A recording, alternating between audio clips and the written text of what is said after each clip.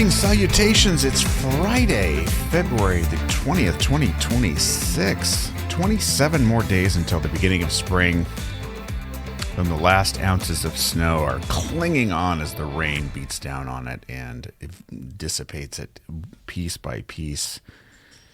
Every minute. Woke up this morning, went out, and I thought it was completely gone. I can see down the street there's a few piles left, but definitely feels like we're transitioning. I realize I missed yesterday. It was one of those out of hand days with very long, very full, very good. But by the time I came to in the afternoon, it was just too late. So, man, I'm going to have to figure out a way not to look at a screen for so many hours during the day. I can tell the strain on my eyes is, I'm not 25 anymore. That's for sure. So another reason for efficiencies and delegation is not having my eyes bulging out of my head.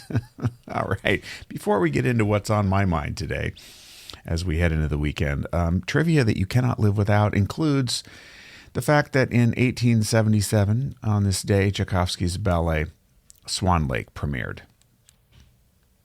And of course, it makes me want to go verify, even though this is it is definitely, literally and figuratively trivial.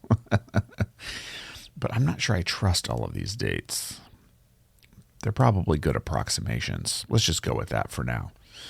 And then the other one was that on this day in 1962, astronaut John Glenn became the first American to orbit the Earth. He made 3 trips around the Earth in his Mercury Atlas spacecraft Friendship 7 in just under 5 hours. That was 1962.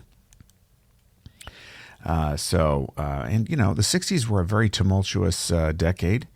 And there were, looking back on them, there was a lot of stuff that was disturbing and violent, and at the same time there were great, amazing exploration advances, and this is one of them.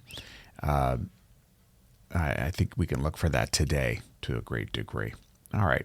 And also in 1986 on this day, USSR's Mir Space Station launched. So a lot of space themes then, and a lot of space themes now. So, wow. We're now 3 weeks into February, knocking on March's door. Spring is almost there. And I'm just taking a deep, deep breath, thinking about the last year. Because when I started realizing that my last business was really, I had a decision to make, which was having to completely remake the previous business.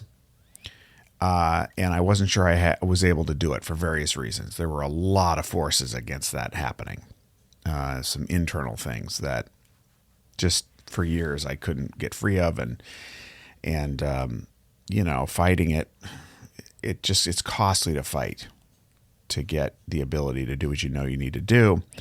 And so there was a gap between when I probably knew that I needed to completely let go of that and build something new, and then when I actually did it or started doing it. But really what I'm focusing on is the emotional journey of managing multiple organizations and dealing with the stress around that is no small thing. I think a lot of people can relate to this. And when it's gone on for a long time, a protracted time, I think it bears out in your physiological response to it. The strain, the stress, the chronic stress over it. It's not something to be dismissed. I'm trying not to dismiss it. I don't want to feed it. But to deny it means that I am stuffing a reality somewhere. And the problem that I'm finding with that is that the danger of it is that I lock into certain mindset around it. That's really what I'm the insight I'm having. So it's the ideas around it, the framework, the way that I view it. If it's debt, if it's just financial uncertainty, if it's, gee, did I make the right decision? Did I not make the right decision? I can easily, if I'm not really conscious of, or I'm trying not to be, actually trying to not feel the range of the anxiety that's there along with this stuff, then what else am I, not looking at? And so I think that's one of the great balances is that we have to compartmentalize things. That's an important part of survival and moving around your day. You can't have all things in the front of your head at all times.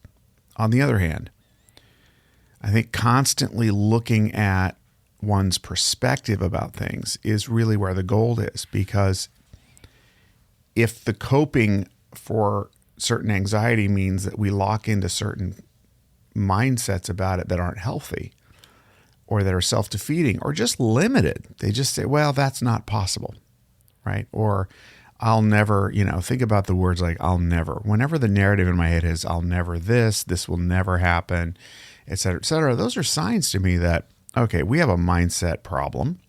There are actual real issues to deal with. We're not denying that. But the mindset issue and getting locked into a certain style of thinking that's fatalistic about certain things and is not ultimately where I need to be. And so I'm just taking note of those things. I guess what I'm saying is, as spring is arriving, I'm seeing it as an opportunity to look fresh and anew at how I view certain things, decisions, how I view circumstances, and more importantly, how I view the potential for solutions to problems that feel intractable, and not getting bogged down in, okay, I feel the anxiety around this problem, and I'm going to just not ignore it, but acknowledge it and then not deal with it because I need to, go make money. That's not always the best way to do it. Maybe the problem is actually a great opportunity when thrown into the mix for analyzing what your options are. Include it, So, these are some of the things, and I know I'm being semi-vague, but I don't want to get into the details. It's just last year was a brutally brutal year. And recovering from that isn't something that just happens on January 1st or even with a new venture that's got great promise and opportunity. But it's not always a quick fix, and I think we all know that. So just keeping all that in mind, I think I'm going to take this weekend and really take a fresh look at everything so far, take kind of an inventory of how I've been doing, where I want to pivot, where I want to double down, who I might want to reach out to for help with certain things. I think that'll be a really good opportunity to just pressure test those ideas that might be hardening around certain factors. So, I don't know if that helps you, but that's where I'm at today. It's Friday. It's raining, and I know not everybody likes the rain. I've even heard from some of you about this, but for some reason the rain, I kind of welcome it right now. I'm sure I'll get over it, but it feels like a bath. I hope you have a great weekend. I hope you spend it with people that you love and care about, including yourself. Be good to yourself and others. Thanks as always for listening, and we will check back again with you on Monday. Bye-bye for now.